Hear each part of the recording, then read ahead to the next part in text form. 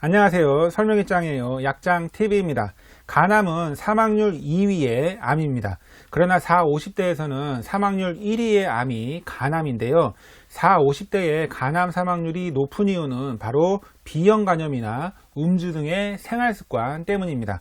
간암에 잘 걸리는 사람은 바로 간이 안 좋은 사람이 간암으로 진행이 되는데요. 실제로 간암의 50% 이상은 바로 간염 때문에 걸렸는데요. A형 간염, B형 간염, C형 간염이 있는 경우에는 처음에 급성 간염으로 됐다가 이제 만성 감염으로 됐다가 한 20년 정도 지나면은 간경화로 진행이 되고 한 30년 지나면은 간경화가 간암으로 이렇게 진행되는 경우가 많습니다.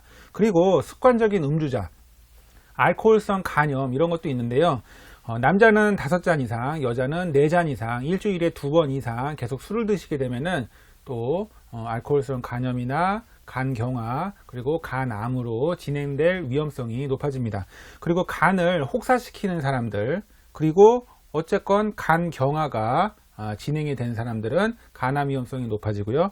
간암 가족력이 있으신 분도 간암 위험성이 높아집니다. 그러면 간암에 안 걸리는 방법, 간암을 예방하는 방법이 무엇이 있냐면은 간염을 예방하는 방법이 간암을 예방하는 방법입니다. 그래서 간염 A형, B형 그 예방접종을 이렇게 해주시는 게 좋고, C형 같은 경우에는 예방접종이 없기 때문에 C형에 안 걸려야 되는데, C형은 주로 문란한 성생활이나 아니면은 문신 과정에서 피어싱 과정에서 C형 간염 바이러스에 걸린 경우가 실제로 많기 때문에 이런 거 위생 관리를 좀 잘 해주시는 게 간염에 안 걸리는 방법이고요. 그리고 간염에 걸렸다 하더라도 무조건 암으로 진행되는 것이 아니고 간염약, B형 간염 약을 매일매일 꾸준하게 잘 드시면은 간암으로 진행되지 않으니까 약을 잘 드시면 됩니다. 그리고 습관적인 음주자 같은 경우에는 혼술이 술을 더 부르기 때문에 혼술이 별로 안 좋고, 그리고 절주, 술을 일정량 이하로 절주하고 금주해 주시면 더 좋고요. 간을 혹사시킨다라는 게 간을 이제 쉬게 해줘야 되는데 약을 너무 많이 드셔도 간이 혹사가 됩니다. 그래서 물론 필요한 약들, 그런 약들은 다 드셔야겠지만 가능하면은 약 개수를 줄이는 방법이 좋고요. 각종 건강기능식품, 영양제, 한약제, 각종 즙 이런 것들도 너무 많이 드시게 되면은 간이 혹사당하니까 간암 위험성이 높아지기 때문에 가능하면 좀 적게 드시는 게 좋습니다. 그리고 간암 조기 검진을 빨리빨리 해주시는 게 좋고요. 간암의 간암은 증상이 없습니다.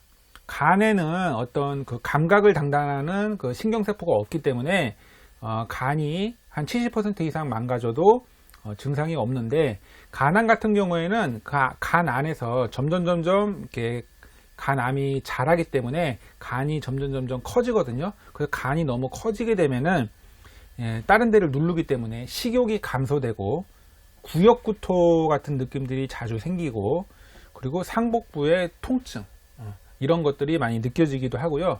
그리고 간암으로 간이 기능을 잘 못하기 때문에 간 피로가 더 많이 생기게 되고, 간이 기능을 못함으로써 영양분도 제대로 흡수를 못하기 때문에 체중이 빠지고, 그리고 담낭에서 담즙이 잘 분비가 안 되기 때문에 하얀색 대변이 나오기 시작하고, 그리고 황달, 피가 잘 깨져가지고 황달, 눈과 피부가 노래지는 그런 증상들이 나타나기도 하는데, 이렇게 증상이 나타났을 때는 이미 많이 암이 진행된 상태고 증상이 하나도 없을 때 간암을 발견을 해야지 치료가 더 쉬워지는데요.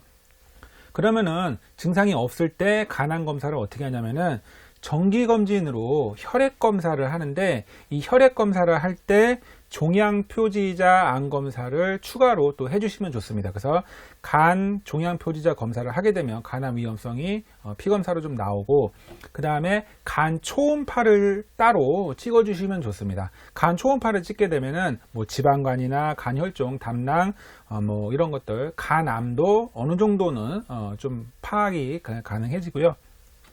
간염이, B형 간염이 있으신 분들은 고위험군이기 때문에 이런 분들은 한 6개월마다 계속 초음파를 찍어주시는 게 좋고요. 그리고 초음파상에서 조금 뭔가 좀 이상하다는 느낌을 받으면은 간 CT나 간 MRI를 찍게 되는데, 간 CT를 찍게 되면은 1cm 이상의 크기가 되는 암을 진단할 수가 있고요. 그리고 간 MRI는 0.5cm 이상의 암을 진단할 수가 있습니다. 이렇게 암 진단이 가능하고요. 그래서 그 간암 진단이 나오면은 간암 매우 초기다, 초기다, 중간병기다, 그리고 진행성 병기다, 이런 식으로 진단이 되는데요. 매우 초기인 경우에는 암세포가 이제 암이 한 개인 경우죠. 그럴 때는 간암 절제술을 시술을 하게 되는데, 그 암 부위만 잘라내서 이제 수술을 하고, 그 다음에 방사선 치료를 또 추가적으로 하고요. 초기인 경우는 암이 이렇게 세 군데 이하거나 아니면 각 암의 사이즈가 3cm 이하인 경우, 이런 경우를 이제 초기라고 하는데요. 간 이식 수술을 이런 경우에 이제 할 수가 있고요. 그리고 고주파 소작술이라고 해가지고 바늘 같은 걸로 초음파를 보면서 바늘로 간에다가 찔러 넣은 다음에 이렇게 쫙 펼쳐가지고 그 부분을 열로 지집니다. 그래서 간세포를 한마디로 태워서 없애는 거죠. 그런 식으로 간암을 태워서 없애는 고주파 소작술을 시행을 하게 되고, 추가적으로 남아있을지 모르는 암세포를 죽이기 위해서 방사선 치료도 이제 하게 되고요. 중간병기 같은 경우에는 이제 암이 이제 여러 개인 경우에, 그 간에 암이 여러 개가 있습니다. 그리고 크기가 좀 더 큰 경우에는 중간병기라고 하는데, 간동맥 화학 색전술이라는 시술을 하게 됩니다. 그래서 암세포가 혈관으로서 영양분을 공급을 받고 있기 때문에 그 간암으로 공급이 되는 혈관을 차단을 하고, 그 혈관에 항암제를 주사로 집어넣어 가지고 그 암세포를 죽이는 방법이 바로 간동맥 화학 색전술인데, 그러니까 큰 수술은 아니고 이렇게 카테터를 이용해서 하는 시술이죠. 시술로 그 간암을 잡는 방법이 있습니다. 그리고 이제 간암 3기, 4기 정도 되면은 이제 진행성 병기라고 하거든요. 그러면 이제 간암이 많이 퍼졌기 때문에 시술이 좀 불가능한 경우에는 수술도 불가능하고요. 항암 치료를 하게 되는데, 항암 치료는 표적 항암제와 면역 항암제를 사용을 하게 됩니다. 간암은 이제 기본적으로 사용하는 이제 세포독성 항암제라고 하는 기본 항암제로 별다른 효과가 없기 때문에 표적 항암제나 면역 항암제에 의지를 해서 치료를 하게 되는데, 표적 항암제는 이제 넥사바, 렌비마, 스티바가, 그리고 카보메틱스라고 하는 이런 약들을 간암에 사용을 하게 되고요. 그리고 면역 항암제 같은 경우에는 옵디보, 키투르다, 티센트릭 같은 약이 간암에 효과가 있다라고 좀 인정이 되고 있습니다. 그래서 어떻게 치료를 하냐면은 1차 표적 항암제가 있고 2차 표적 항암제가 있는데, 1차 표적 항암제로 넥사바라는 약을 주로 많이 사용을 하고 있습니다. 이 넥사바라는 약은 이제 보험 적용도 되고, 그래서 넥사바를 사용을 하다가 만약에 넥사바에 내성이 생긴 경우에는 2차 항암제가 또 있기 때문에 그건 스티바가라는 약을 사용을 합니다. 넥사바에 쓰다가 또 시간이 되면은 스티바가를 사용해서 둘 다 보험이 되는 방식이 있고, 또 한 가지 옵션이 뭐가 있냐면은 렌비마라는 그 표적 항암제를 처음부터 사용을 하면은, 이 렌비마는 넥사바에 비해서 좀 더 여러 가지 방식으로 그 암세포를 잡아주고, 이 암세포를 줄이는 효과, 그리고 수명 연장의 효과가 넥사바보다 더 좋다고 해가지고 많이 선호하는 방법입니다. 약이 더 좋아졌는데 단점이 뭐가 있냐면은, 그 다음에 렌비마를 쓰게 되면 2차로 표적 항암제를 쓰게 될 때 보험이 안 됩니다. 그래서 원래는 카보메틱스, 넥사바, 스티바가를 또 써야 되는데 그때 보험이 안 된다라는 이제 단점이 있습니다. 그래서 주치의하고 상의를 하셔가지고 약물을 선택을 해서 사용을 하게 되고요.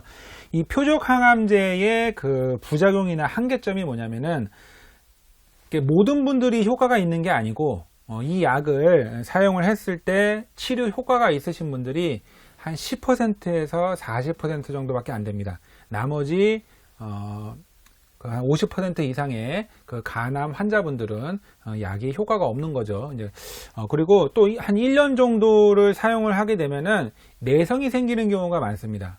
그래서 1차 항암제로 한 1년 정도 사용하시면 내성이 생겨서 2차 표적치료제로 또 쓰게 되고, 또 그것도 한 1년 정도 사용하시면은 또 내성이 발생을 해가지고 약효가 좀 감소하게 되고, 뭐 이런 한계점이 좀 있습니다. 그리고 이제 대표 부작용이 좀 있는데, 물론 그 세포독성 항암제 같은 기본 항암제보다는 부작용이 훨씬 더 적지만 뭐 설사, 피로, 복통, 체중 감소, 식욕 감소, 구역질, 이런 부작용들이 이제 간간히 나타나기도 하고요. 그리고 좀 특징적인 부작용이 손발 증후군이라고 하는 부작용이 있습니다. 이 손발 증후군이 손이 이제 접히는 부분, 아니면은 굳은 살이 있는 이제 발 부분, 그런 부분에 이렇게 사진에서 보듯이 이렇게 막 염증 같은 것들이 많이 생깁니다. 그리고 따갑고 아프고 가렵고 뭐 이런 증상들이 생기는데, 이런 손발 관리를 좀 이렇게 잘 해주시고, 로션 같은 것도 잘 발라주시고, 너무 이렇게 손발을 무리하게 막 이렇게 일을 많이 하게 되면 증상이 더 심해지기 때문에 손을 좀 편안하게 쉬어야 되고, 뭐 이런 관리를 잘 해야 되는 부작용이 이제 따르게 되고요.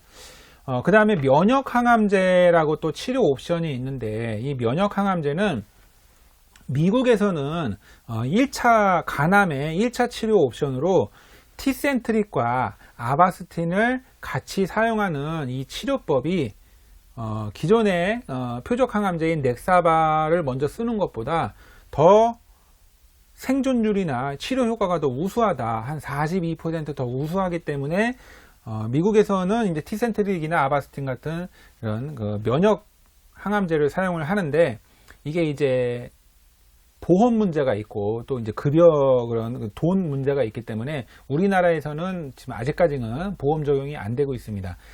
그러나 이제 앞으로 또 보험 적용이 될 가능성이 있는데, 이런 치료 옵션을 말씀을 드리고요.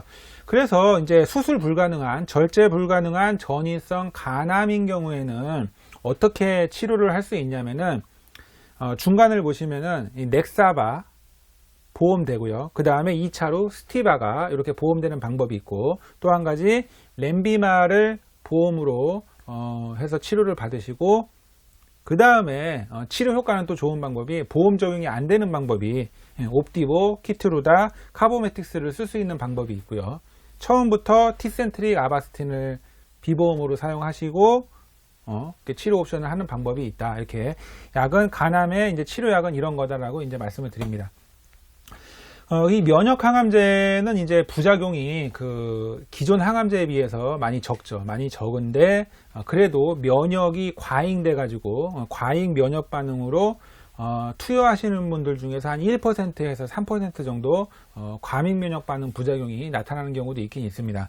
뭐 갑상선에 염증이 생긴다든지 폐에 염증이 생긴다든지 뭐 간염, 장염, 심근염, 이제 각종 염증이 과민 면역 반응으로 생기는 경우도 있고, 이 면역 항암제가 모든 사람들에게 다 효과가 있는 것은 아니고 일부 분에게만 효과가 있는 거고요. 모두가 다 치료가 되는 건 아니고, 이게 보험 적용이 아직까지는 안 되기 때문에 그 간암에서는, 그래서 보험 적용이 안 되게 되면 1년에 한 1억 이상 치료비가 많이 들어가게 되면 매우 비싼 그런 약인데, 그래도 이제 설명을 드리는 이유는 뭐냐면은 계속해서 보험이 확대되고 있기 때문에 지금은 보험 안 되지만 1년, 2년 후에는 또 보험이 되게 되면 이런 약들을 간암에 치료를 하게 되면 또 결과가 상당히 좋아지고, 그런 기대를 좀 하고 있습니다. 자, 이상으로 간암에 대해서 간략하게 알아보았습니다. 본 영상은 쉽고 단순하게 설명하기 위해서 생략된 내용이 많습니다. 이 영상의 내용은 참고로만 봐주시고요. 개인별로 다른 그 암의 진행 상황 및 그런 것들은 대형병원 전문의와 같이 상담해 주시기 바랍니다. 내용이 마음에 드시면 구독과 좋아요를 눌러주시고요. 알람 설정도 해주시면 감사하겠습니다. 다음에 더 좋은 영상으로 찾아뵙겠습니다. 시청해 주셔서 감사합니다.